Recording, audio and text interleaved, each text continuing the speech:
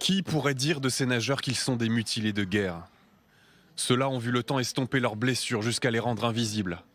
Pour d'autres, la vie ressemble parfois à un bras de fer. J'ai participé à la première guerre du Liban en 1982. J'ai été blessé par un éclat d'obus et depuis, ma vie a changé. J'ai choisi la natation comme moyen de m'en sortir. Et ici, il n'y a que des soldats avec beaucoup de choses en commun.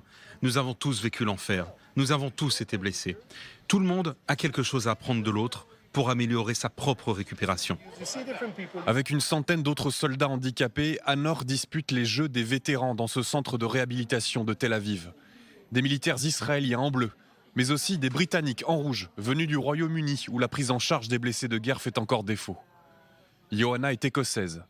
Ancienne lieutenant de la Royal Air Force, elle a été blessée à la moelle épinière en Irak.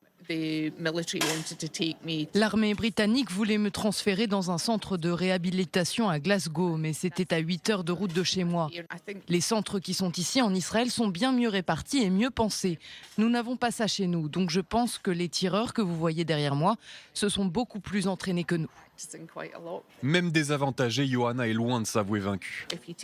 Vous prenez une grande respiration, vous la bloquez et vous tirez. C'est la seule manière de rester stable quand vous êtes blessé comme ça. Face à elle, Gouri Palter, un ancien lieutenant-colonel de l'armée de l'air israélienne.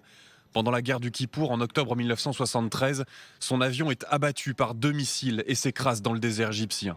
Fait prisonnier, il en revient vivant, mais atteint de stress post-traumatique. La réhabilitation, c'est une question de communauté et d'amitié. Avec ça, vous redevenez un homme plutôt qu'un déchet. Tir au plomb, natation, crossfit, football, des compétitions financées par des fondations israéliennes et britanniques. Pour les organisateurs, il s'agit de mieux comprendre les symptômes et d'améliorer les méthodes de récupération. Un jour, nous avons eu le cas d'un vétéran dépressif, en stress post-traumatique. Il est père de nombreux enfants. Il nous a dit qu'il voulait se suicider. Alors nous l'avons associé à notre programme sportif. Et d'un coup, ses enfants le regardaient différemment. Et c'est ce qui lui a sauvé la vie.